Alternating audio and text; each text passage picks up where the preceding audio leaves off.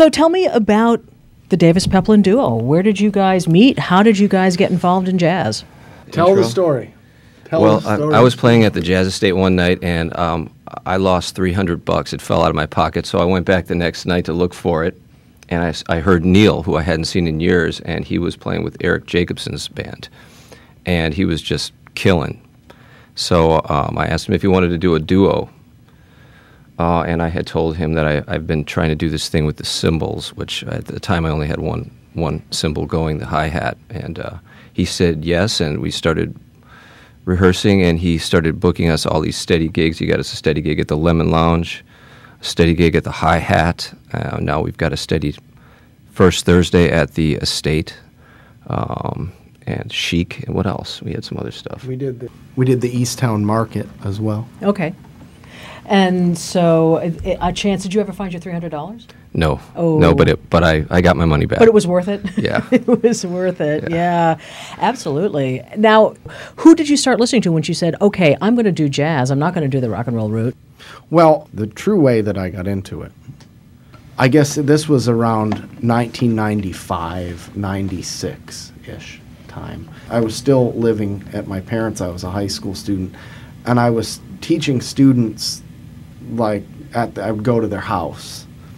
And this one kid's dad gave me a Mahavishnu Orchestra album, The Inner Mounting Flame. And I was like, man, I have to try to get like this someday. Well, and also musically, it stretches you in an interesting way. And as players, and particularly as guitarists, you're doing rhythm and you're also doing the lead. And sometimes you're switching. I was watching you in this last tune, switching back and forth between you without even looking. It's like, okay, it's my turn. You know, obviously you rehearse that, but still you have to be able to make that shift as a musician. Well, there's a thing called a send-off that any traditionally oriented jazz musician will know. It's like playing a badass blues lick at the end of your solo, so that everybody knows you don't have to look, and there's no rehearsing in jazz, really. Typically, that's what I listen for, Steve, to do something. To do something really wild. It's just, you know when the solo is going to end, when there's usually a forceful statement, or somehow you just know. It's in the language of jazz. Well, talk to me a little bit about the cymbal. You've got your own rhythm section here, even more than you normally would be as two guitars. Where did this come from? Where did the idea of doing this? I started on drums when I was a little kid. I had a Muppet drum set, and I eventually destroyed it, and my parents got me a trumpet, and it took me a long time to get my drums back, like 20 years. And I retained this part just because when you're playing in a duo, there really isn't anything that percussive, and the hi-hat is like the heartbeat of the drum set, and the ride cymbal is like the canvas for the drummer to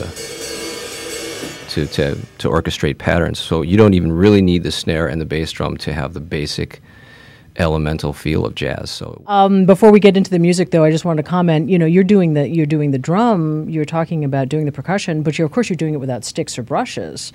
You're just doing it with your feet, and you've got this interesting. Is that just a piece of wire? I totally rigged that thing up. Yeah, well, that's cool. It's the only cool thing about it is it's got this little skull on it here. Yeah. Which our radio audience won't be able to see. But no, sorry about that, okay. folks. That's all right. Well, we're going to end up with some music because I want to hear one more tune before we go. But before we do, I am going to reintroduce you and say that Neil Davis and Steve Peplin are two of the Davis-Peplin Quartet. There are links to more information on our website, wuwm.com/Lake Effect. So, gentlemen, what are you going to take us out with? This is a concept I came up with last summer, and it's a piece I wrote, and it's called Lollygag, to kind of drag behind and be needing to catch up. Okay. So that was it.